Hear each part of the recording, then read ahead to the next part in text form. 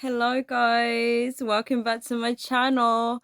Finally, some daylight at last. It is getting darker now in the UK.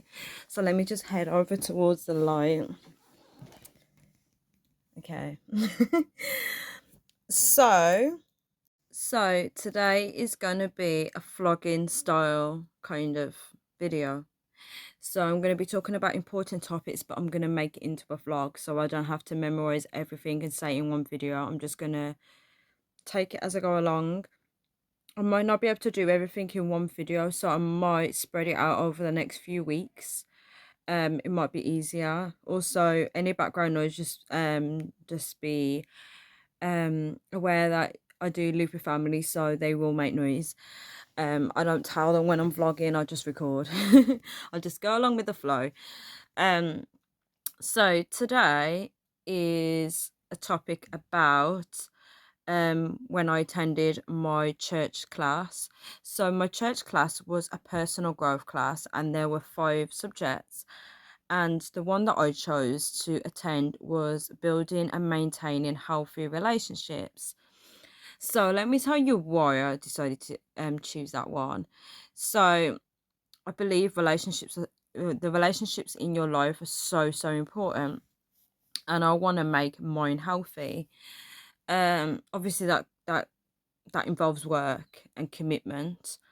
Um, so this course was spread over the 6 weeks, but because I joined late, which I could keep myself because I wanted to do the whole 6 weeks, I ended up missing it because of the different time zones. So it was 2 a.m. in the UK, and it would last about like an hour or a half, depending on how long people needed from the class. So at first, I wasn't sure about the class, and then the moment I got involved and started speaking, the better I felt about the class. So with me, I like to speak and get involved in things, but if I'm sitting back observing, I don't really enjoy things. So anyway, fast forward, it's been over now a month since I've attended those classes, and today I watched 2 videos. So I watched one on Tony Robbins and another one, I can't remember the title. So Tony Robbins I liked, but we're gonna go back into the Tony Robbins one. Let me go back onto the other one because that was like a minute long. So it was more about expressing yourself to your friends. If you're not happy about something, you should express it. And that just made me realize that I never really tell people how I truly feel, and that can be a problem. So obviously at home I do talk about how I feel and what I like and what I don't like, but sometimes that does get shut down. So I think what happens is in the outside world I don't express myself then because I've been shut down at home. So it's like it's teaching me to not use my voice.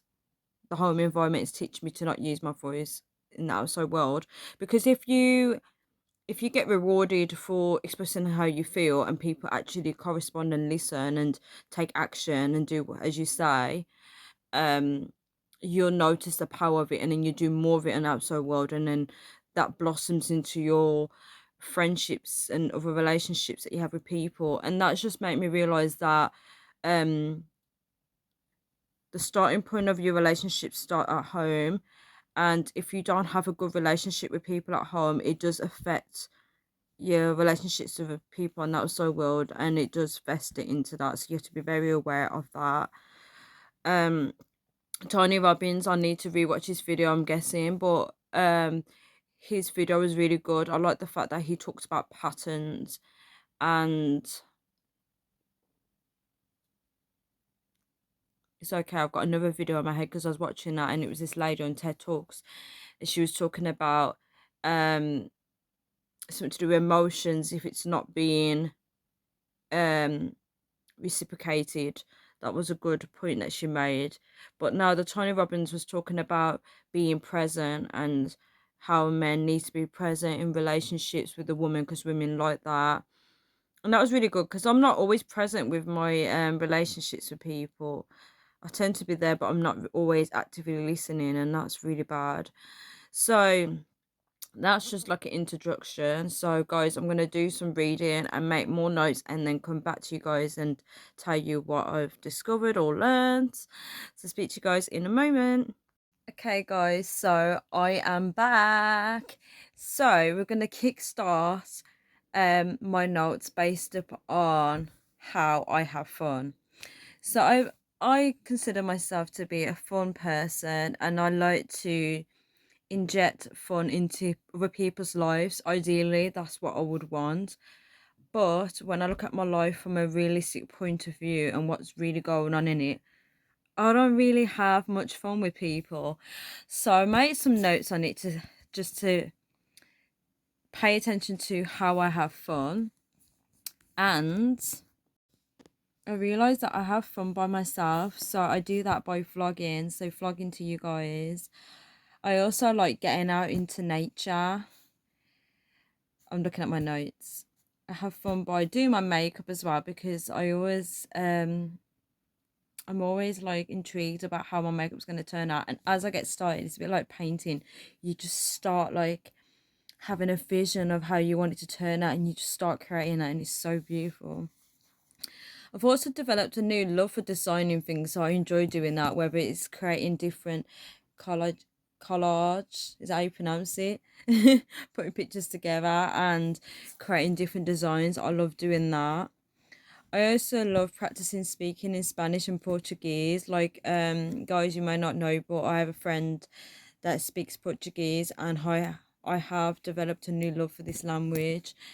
Um, oh, I love brushing up on my language knowledge as well. So, like, if I'm watching a quiz TV show and they ask something about what is this, which word is this from the French language or something like that, because I know a bit of French, I always love guessing it to see if I get it right, and I get so happy when I get it right. Like, I always tend to get it right. If I get it wrong, it's a word I don't know, but I love when I can guess it, especially French, because some words in French can be translated into English. It's amazing.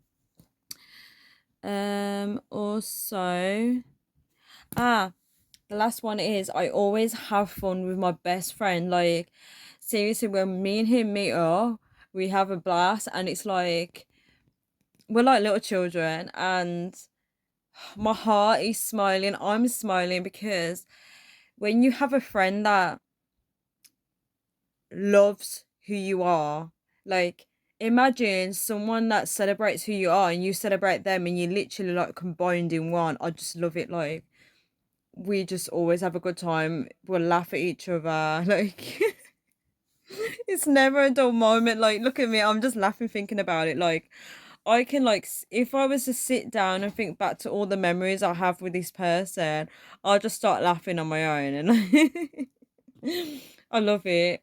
Um I can't fully describe it. It's amazing. I believe in life you need someone like that in your life where they they are you, or you can be yourself around them, and it's like it can be weird or funny or quirky or anything like that, and it's just like you're just you, and you can just laugh, like, have a great time together.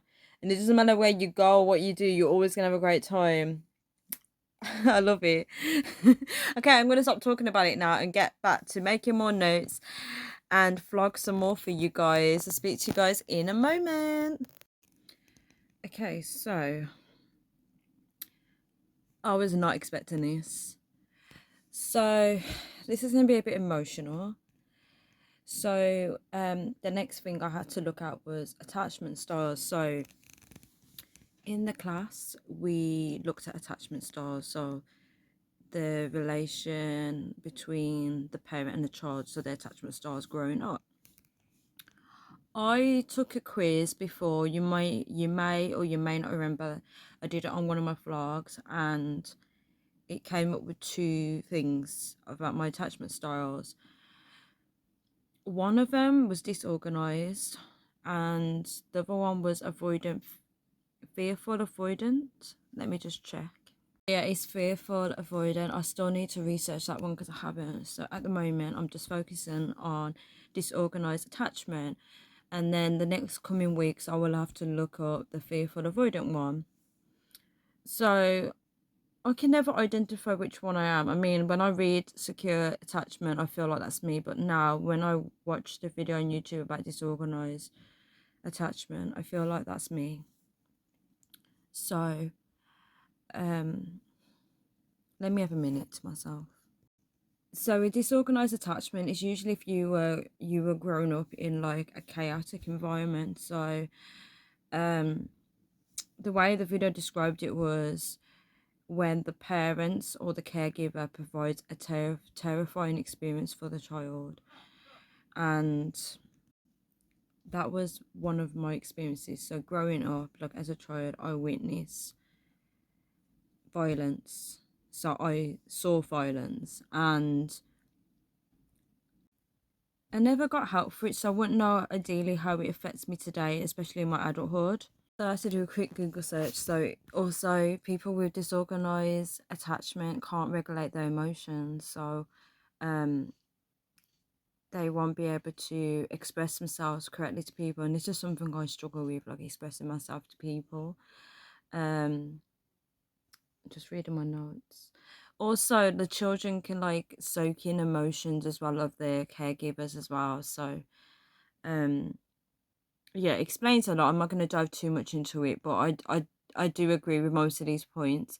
Also, I watched a video on Ian Wright, and that was very surprising to me because a celebrity, you never think that they go through such a chaotic childhood, and he went through a lot. And also, it was his stepdad, and then his mom would also beat him, so she would take it out on him. And then other people were speaking in the video, and to see like all these people like talking about their childhood is so alarming. It's like the things that children go through, they should never have to go through that. And the one of the women in that video, she works with like people that go through domestic abuse, like children that go through it. And it reminds me of Tony Robbins' video when he said that people that have the worst story in their life, they always turn out to be these great people helping people. And then these people that have a wonderful upbringing, they go to addictions and stuff like that. And it's just making me think that maybe I have to go into that field of helping people. It will be emotional, but just being a support for people that went through what I went through, or something similar, or maybe something even worse.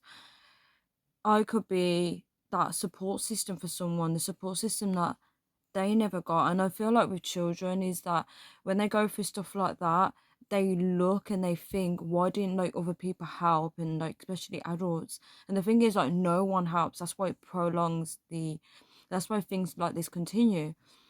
The reason why I feel so emotional about this is because reading about this and learning about this, I haven't dived deep into it yet, but like the effects, when you think about it, the effects are technically still there, because if I can't express myself to people, if I need help, it's like you don't want to ask for that.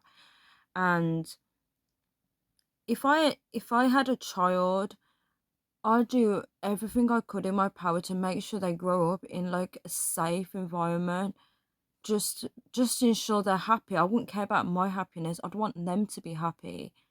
Do you know what I mean? And I just like in one of the in I can't speak, but the guy in one of the videos said that how he would be eating breakfast and then his dad would just punch him for no reason and he'd be on the floor. Like, it just makes me think, like, why do people have kids if you're gonna treat them so bad? Like, if people don't know the damage that they're causing, it's really bad.